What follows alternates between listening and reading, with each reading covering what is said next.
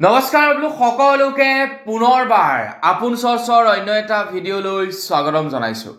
যিসকল লোকে বেংকৰ একাউণ্ট ব্যৱহাৰ কৰে তেওঁলোক অকণমান সাৱধান হওক, নহ'লে সৰু এটা ভুলৰ কাৰণে আপোনালোকৰ বেংকৰ সমস্ত ধন নাইকিয়া হৈ যাব পাৰে। অসমৰ এই ব্যক্তিজনৰ বেংকৰ একাউণ্টৰ পৰা প্ৰথমে 5,000 টকা কাটিলে, তাৰ পাছত 2,000 টকা, তাৰ পাছত 900 টকা। তেখেতৰ বেংকৰ একাউণ্টত 7,900 টকা আছিল আৰু 7,900 টকাই কাটি লৈ গ'ল। তেখেতৰ একাউণ্টত যদিহে 1 লাখ টকা থাকিলেহেঁতেন তেন্তে 1 লাখ টকাই কাটি লৈ গ'লহেঁতেন। মাত্ৰ এটা সামান্য ভুল কৰিছিলে এই ব্যক্তিজনে, আৰু যাৰ ফলত নেকি এতিয়া তেখেতে বিপদত পৰি গৈছে। থানাত গৈ FIR ৰুজু কৰিব লগা হৈছে যে মোৰ একাউণ্টৰ পৰা পইচাখিনি গুচি গ'ল, প্লিজ মোক পইচাখিনি এতিয়া ঘূৰাই দিয়াত সহায় কৰক। এতিয়া বেংকেনো এতিয়ানো থানাই কেনেকৈ সহায় কৰে? থানাৰটো আৰু বেংক নহয় যে পইচাখিনি লগে লগে ঘূৰাই দি দিব। টাইম লাগিব, প্ৰচিজৰ আছে, সেইমতে কাম কৰিব, পিছত হয়তো ঘূৰিবও পাৰে, নুঘূৰিবও পাৰে। মাত্ৰ এটা সামান্য ভুল, আৰু সেই সামান্য ভুলকণৰ কাৰণেই এই বিপদত পৰিছে এই মানুহজনে। তো বন্ধু বান্ধৱীসকল, আপোনালোকেও সেই ভুলটো নকৰিব, নহ'লে আপোনালোকেও কিন্তু বিপদত পৰিব পাৰে।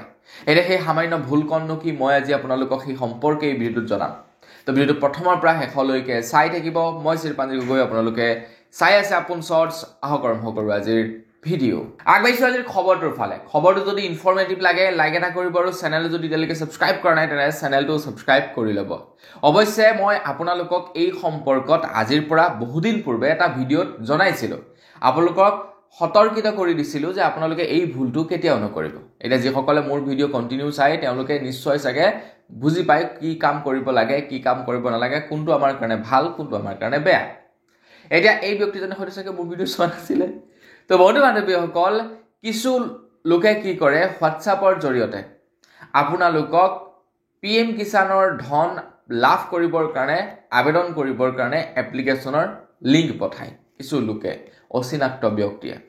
আৰু কিছুমান মানুহে সেই মেছেজটো PM কিষাণৰ মেছেজ বুলি ভাবি তাতে ক্লিক কৰি এপ্লাই কৰিবৰ কাৰণে যত্ন কৰে। আৰু যেতিয়াই তেওঁলোকে তাতে ক্লিক কৰে, ক্লিক কৰাৰ লগে লগে তেখেতৰ মোবাইলত এটা এপ্লিকেশ্যন ডাউনলোড হৈ যায়।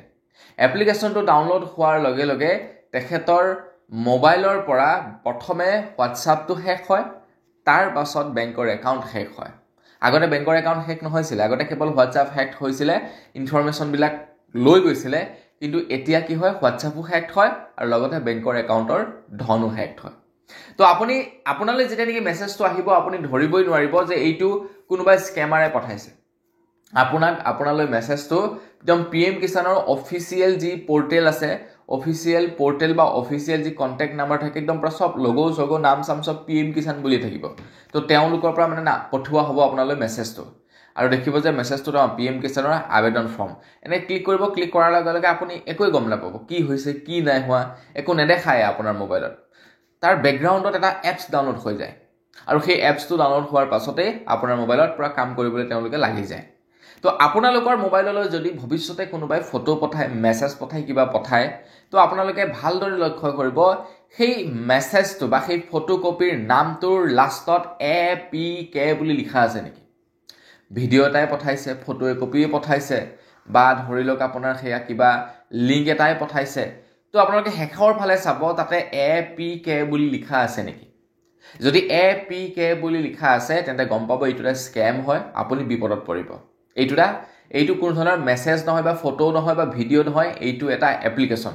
যেতিয়াই টাষ্ট কৰিব লগে লগে আপোনাৰ মোবাইলত ইনষ্টল হৈ যাব, আৰু তাৰ পাছত বেংকৰ ধনবিলাক লাহে লাহে লাহে লাহে নাইকিয়া হৈ থাকিব। গতিকে এই কামটো আপোনালোকে কেতিয়াও নকৰিব, ভুলটো কেতিয়াও নকৰিব, নহ'লে বিপদত পৰিব। এতিয়া সেই ব্যক্তিজন বিপদত পৰি আছে। তো বন্ধু বান্ধৱীসকল, আজিৰ ভিডিঅ'ত জনাবলগীয়া সৰু এটা ইনফৰমেশ্যন ইমানে আছিলে। জানি কেনে পালে কমেণ্ট ছেকশ্যনত জনাব। যদি ভাল লাগে লাইক এটা কৰিব, চেনেল যদি ছাবস্ক্ৰাইব কৰা নাই ছাবস্ক্ৰাইবটো কৰি ল'ব। পুনৰ এটা ভিডিঅ' লগ পোৱাৰ আশা লৈ বিদায় মাগিছোঁ। ধন্যবাদ। জয় অসম।